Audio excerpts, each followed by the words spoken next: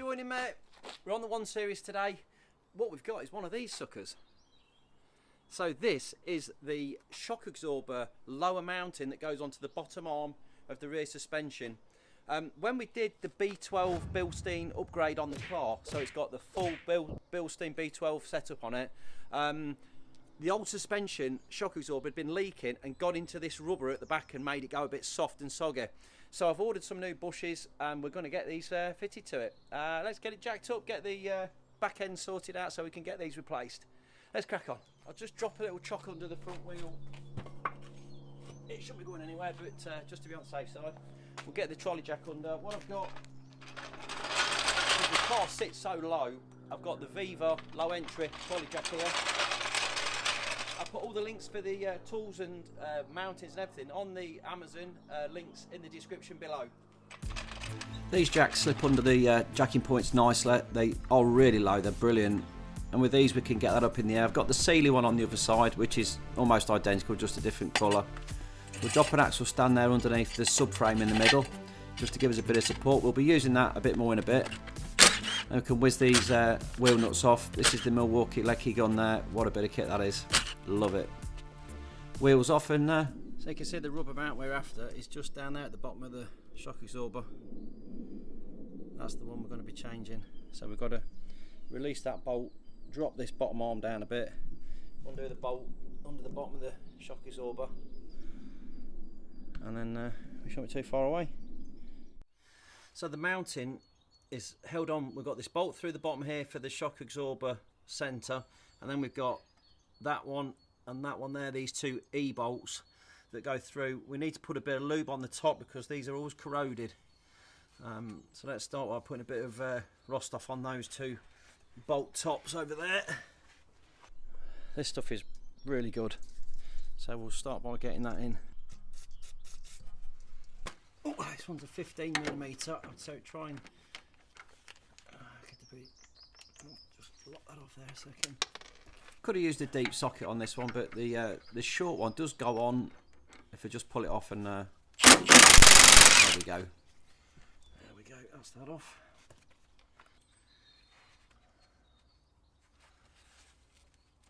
I should push that back through. So I'll use a little quarter drive socket. Just pop that on there so I don't punch hole through the jack pad. And just jack that up there. Should push that through. That looks like it might slip. It's not quite straight. I don't think you can see that, can you? Let's have a look. Ooh, ooh. Oh, there it goes. Oops. Yeah, nearly there. Just a tiny bit more. If at first you don't succeed and all that, try again. These can be really tight though. When I did the 3 Series, they were super tight going through there. This one's not been, there it goes, not been on that long, so. Nice.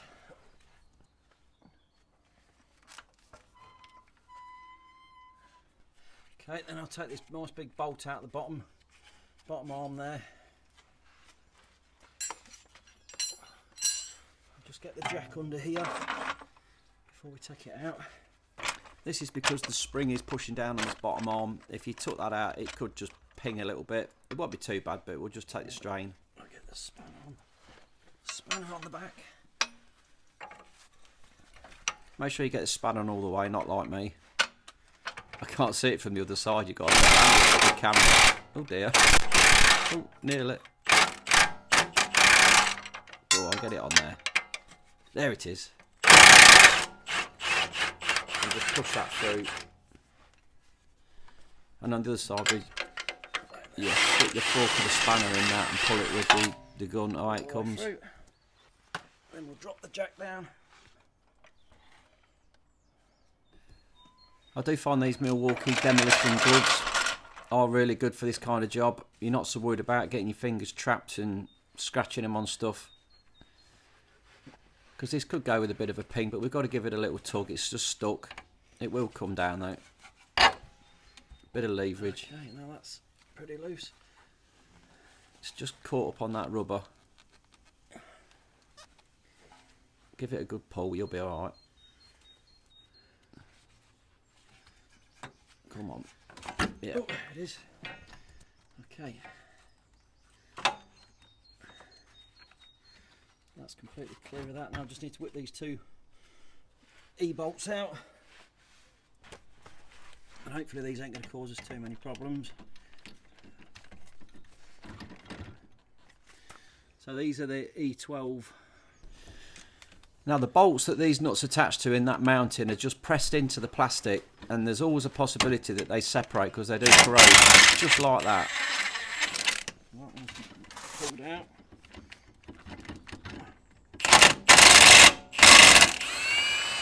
That one's come through. That one's not. Let's try doing it up again. That's just spinning on the top. It's a dog. Sometimes you can get a socket on the top side of it where it pushes through, but I'm going to try a lever. I'll try getting a lever in there. See if I can lever it while I'm doing it.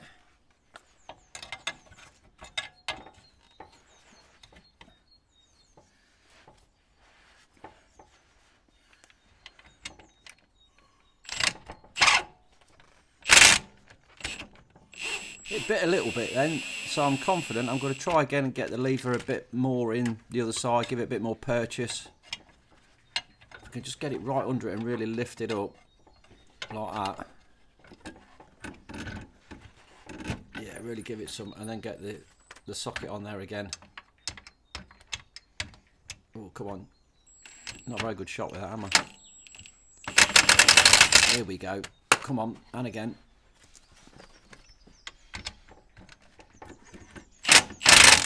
Yeah. Oh, nearly. It is a bit awkward lying there on the back, just trying to get two hands in, and yeah, it's a bit tight. It's a bit tight under here, but I'm sure if we can just get it under there and give it one last pull, I think I'll get it. Yeah, it always helps if you can see what you're doing. I'm coming back out to position that in now. Look, I'm getting that screwdriver right underneath the mounting on that right hand side, so I can lever it up, which is going to force the bolt head back into the mounting. That's really wedged under there now, and then I can come back under with this, hold it with one hand and pull it with the other. Come on. Oh, it's nearly there. It's nearly there. It is there. It's out. Gotcha. And that's the mounting coming out there. There it is. So you can see how that's actually completely separated. On the top, the bottom half of it looks okay. At the top half there, it's actually punched it down, look, away from that. That's what it should look like. That's what the old one looks like. Okay, let's get that swapped over. You can actually see the height difference as well. It's all swollen. This rubber's completely swollen away. Okay, let's try and get that new one in. Now you've got to go in a bit like that. It's going to be quite tight. We like it quite tight though. If you could just squeeze it in there. It don't want to be too loose and floppy, does it?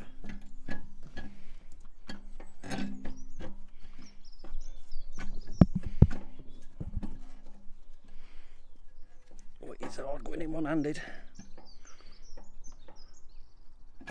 There we go. So that's through there, and we just need to get the bolts in, fasten it down.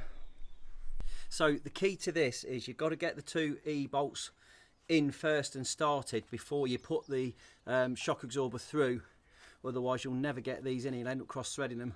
I'm just going to give these a quick cleaning up and make sure that they're all good. I'll just get them on the wire brush.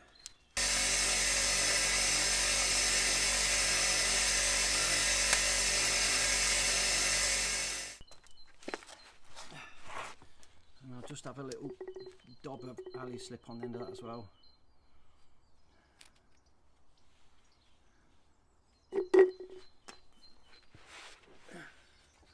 start with that one.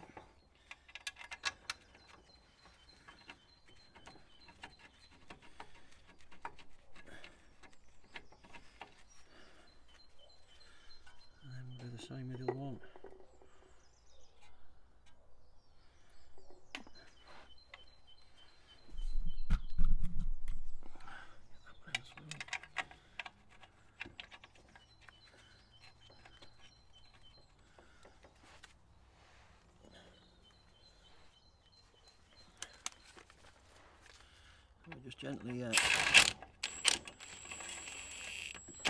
Just gently bring them down a bit, like that,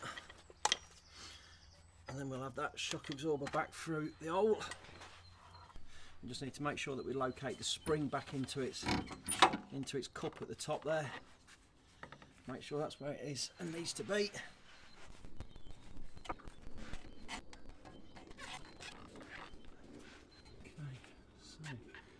Drop that back in there.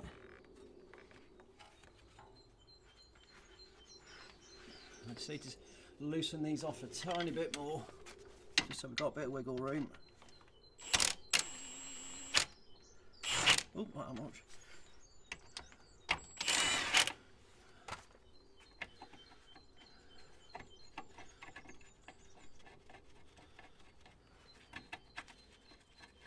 Okay, got a bit of wiggle room now.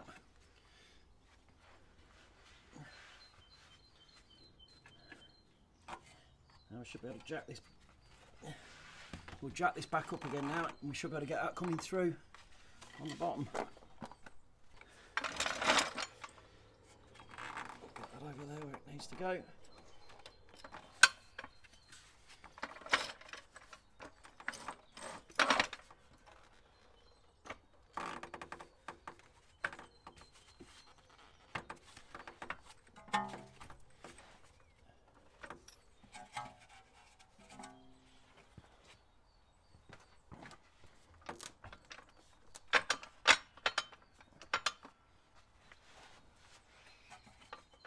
Make sure that's right over there.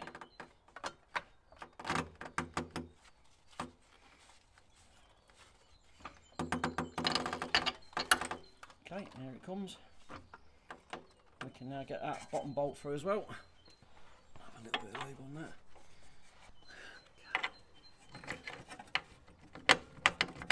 That's that going in there.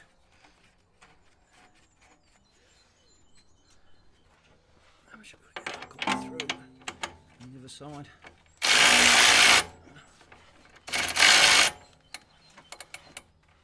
There's the hole. Oh, we've got to go over a tad.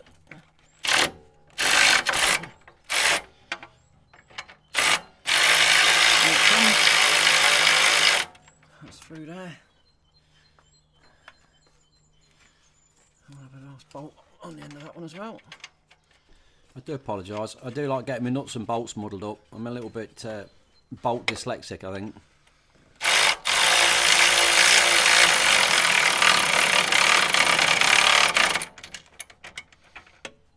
We'll bang that up nice and tight. Just need to jack it up to normal height before we do that up fully.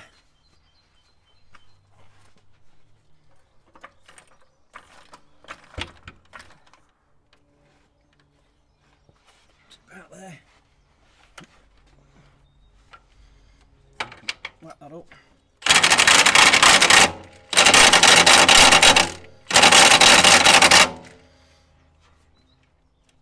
Yeah, that's tight.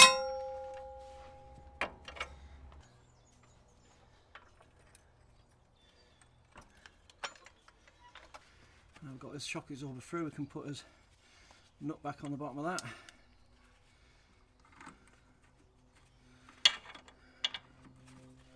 Mix that up. You might have to grab hold of the shock absorber at the top when you do this bolt up. As you'll see in a minute, it just spins like that unless you hold it. Just pop that socket back a bit more, give me a little bit more reach. Like I say, I could use a deep socket, but this one works fine.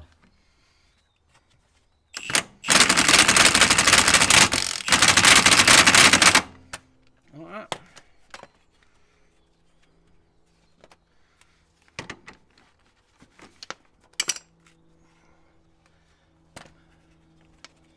it's just these two E12 bolts.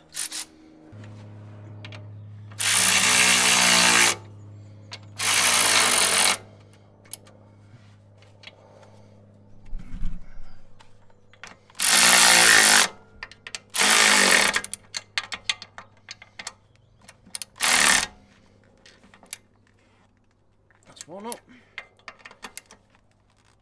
Two. Nice. So yeah, that's all up nicely. Bottom's up tight. These are up tight, that's up tight. That's the job done. Let's get it wheel back on again.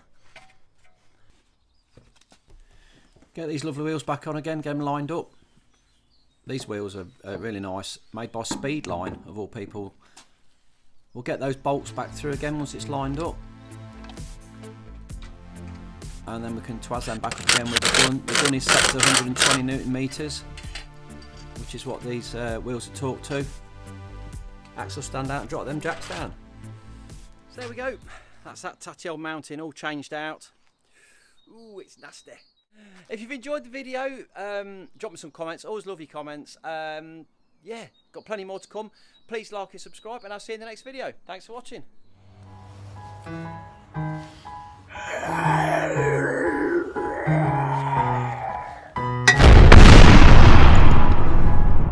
Wake up, today's gonna be a good day. Wake up, today's gonna be a good day. Wake up, today's gonna be a good day. Wake up, today's gonna be a good day. Wake up, today's gonna be a good day. Wake up, today's gonna be a good day.